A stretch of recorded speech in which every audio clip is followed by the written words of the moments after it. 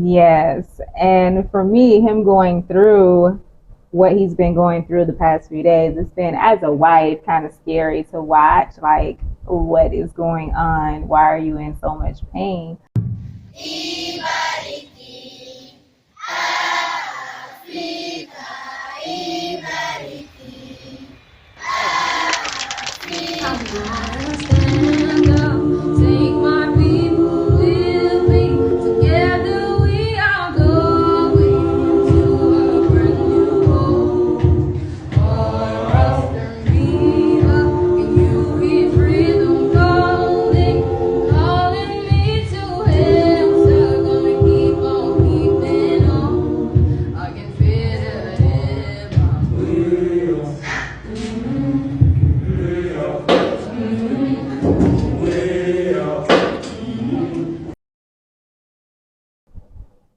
Salama family, Salama. welcome back to Stepping Stones to Home. Yes. I hope everyone is having a good day. We're having an okay day. Yeah, it's been a long day. A Yes. very, very long day. So what we're talking about tonight is, through our consultations that we've done over our time here, one of the things that people have asked us questions about was what's the medical services like. And so, as you guys know, we've dealt with Isha G fracturing 2 of her toes. We were in a Boda accident.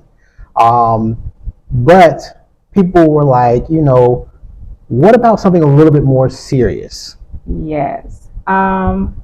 So this is actually going to be part 1 of this video. And the reason being is because you guys are going to find out what it's like to actually have surgery here on the continent, here in Tanzania. So I know you're probably like, surgery? Yes. Brother Tour has got to get surgery. Yes. So let's go back for a minute. 2015, I had a umbilical hernia. I had it repaired, had to have emergency surgery. Yeah. And then everything was going fine. And then around 2019, I noticed a little lump above my belly button. Yes. Didn't really know what it was, didn't really pay too much attention to it. Here we are, fast forward to 2023. As you guys have seen a lot of our videos, and I know some of y'all have noticed, listen, your boy is not fat. I'm not fat, y'all. He's not. But I have a epigastric hernia above my belly button.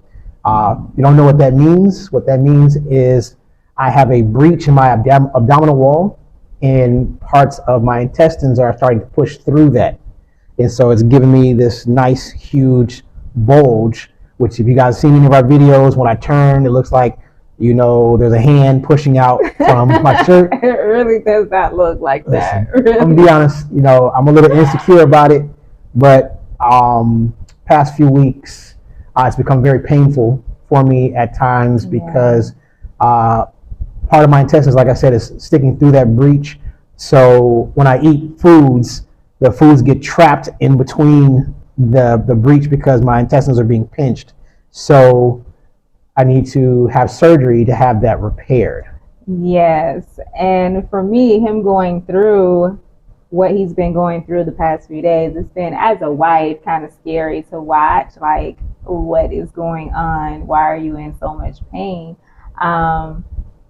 Especially because we're over here. We are surrounded by people who we know love us, but before, when he had the surgery, we were around family. His mom was there. My family was able to come up like right after the surgery and everything. So here it's a lot different. You don't have that security. And even though you have other people around you, it's just not like what we feel as comfort, to have like your mother there, to have one of your siblings there and everything. Nothing against everybody here that loves us, but it's just another step of faith Yes. that we are embarking on. but it's a part of living here, Right. on the continent. I know a lot of people want to move to the continent, and I know a lot of people are talking about the second exodus and different things like that. So, there is no really, when you make that transition to say this is where I live, is really no, well, if something happens, I'm going to go back to the US to have surgery. Now, could you? Yes, you could. But if this is where you live, if this is where you are calling home right now, you're going to have to deal with the medical system here. You're going to have to learn the medical system here, and you're going to have to learn to adjust and be okay with the medical system here. And that's not to say that there's anything wrong with the system here, but it's just, we grew up in America. Let's be real. And so it's like, We're used to things a certain way. and so you have like a little bit of that anxiety about, well, how is it going to be? Because we've never experienced this. So everything that has happened, this is a first for us. And so we wanted to share this with you because we think it's important for you all to actually see different aspects of transitioning and living here on the continent and the real life that continues to happen while you're here. Yeah. And, let's talk about it from all standpoints. Like Isha G said, it's different over here. We have a great community around us that we call family, but like she said, the first surgery that I had, my mom was there, my stepdad was there, my sister-in-laws were there, my nephew, he came up, he was very little at the time. After the surgery, he came to the hospital. How old was he at that time? Like maybe one. He was like 1 year old. He came and he was putting stickers all over my face to try to cheer me up. I was so sore. But, when I think about the situation here, is it nerve-wracking? Yes. And because I think about the fact that we're here, it's just us. 5. And so, and what I mean by that is, I have to think about, if something goes wrong, what happens to my wife? So these are real questions that you think about. But I know the Most High has got us. I know everything's going to be just fine. But I'm glad, like she said, we're able to share this with you guys. I know for some people, they have medical issues and they're wondering what it's going to be like. So we're going to walk you guys through what it was like here. So on Wednesday, I'll be having my hernia repair. And you guys will see part 2 after the surgery to let you know how it went. It's like she said, it's part 1, just to let you guys know what's going on. And so just to tell you what happened, I was in a lot of pain. So I set up a consultation with the doctor. The doctor referred me to a surgeon. The surgeon saw it and said, we need to take care of this as soon as possible. Yeah. So the earliest we could get it scheduled was Wednesday. And so everything is set up. I'll check into the hospital on Tuesday night. And then first thing Wednesday morning, I'll be having the surgery. Yes. Thankfully, Isha G will be there the whole time with me. And you know it, I ain't going nowhere. So So listen, family, we just wanted to share this with you guys. Yes, I want to just kind of walk you guys through something really quick. And I wasn't going to even go into this. Nine. Sorry, y'all. Our dog, she's just a mess. I wasn't going to go into this, but we're not playing. It's not playtime. 9. Go 5. Sorry, y'all know how she is. Y'all know how she gets. So, as everyone is preparing to make their way over here, different ones, I don't know about everybody. Some people might be like, I ain't going nowhere. Each your own. Right. But we know for a big majority of our people, you desire to come here and you believe that the Most High is going to be transitioning his people back to where they were taken from, right? And so I just want to make you guys think about something. I know a lot of people know the big cities. A lot of people know Dar es Salaam, Arusha. A lot of people in Kenya, Dodoma. you know, Nairobi, they know these big cities, or they know South Africa, right? Which is one of the popular spots for people to go to transition, because honestly, it's like a mini America in some of the places there. So out of all of our people that are all over the world, do you think that all of our people are going to be sent to the big cities? I want you guys to think about that.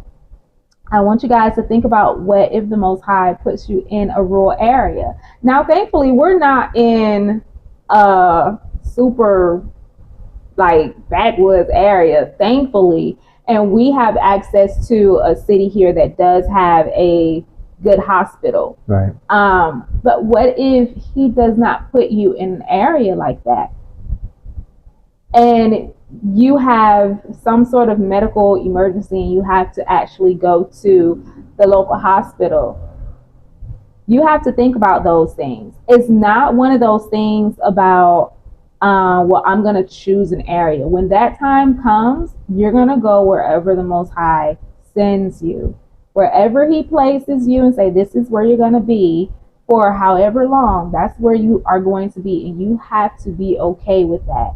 You have to have enough faith in the Most High to just put you and your whole family in his hands. Yes. Because this is all new for us. We rest in the Most High. And Yes. like we all, especially that are here now, and the ones that are, we survived Babylon. Yeah. And it was him who kept us that whole time. And it's the same thing here. And so I just wanted you guys to think about that, because I know a lot of people are saying they want to come, but there is a lot of faith that you have to have in the Most High when you get here, because everything is just, you're learning as you go here. And it's okay, because just like Abraham, he learned as he went. Yes. When our ancestors came out of Egypt and when they finally got to the promised land, they learned as they went. It was not something that they knew. They didn't go into something prepared. Right. They didn't know the area. Granted, I know their ancestors knew certain places, but they had been in captivity for, a long time. And so the Most High was with them every step of the way. Yes. And he ordered their steps. And he was the one that provided what they needed, whatever it was, even if it was medical conditions, because we do read about those things in the Bible. Right. And so you have to have enough faith in the Most High that wherever he puts you, you know that he has you and you're okay. And you're not going to have a fit because you're like, I'm not in a big city. What is going to happen? The Most High is going to provide all that you need where he places you. Yes. So, family, listen, keep me in prayer. Yeah. Prayers never hurt. We know the Most High has got this. And I hope that the information that we're giving you guys through these two videos, it really helps to put some people's mind at ease. Yes. As long as they don't stop us from recording inside the hospital, we'll show you what inside the hospital that I'm going to looks like. Yeah. Just so you can get an idea of what it looks like. Mm-hmm. If not, I'll make sure Isha G sneaks a couple videos, so or pictures, just so you can know what it looks like in there. You'll see the private room that they've given us. Yeah. And so again, like I said, just keep me in prayer, keep Isha G in prayer, mm-hmm. and we thank you guys for your prayers. We thank you for your support, and so y'all stay tuned for part 2. Yes. Shalom. Shalom.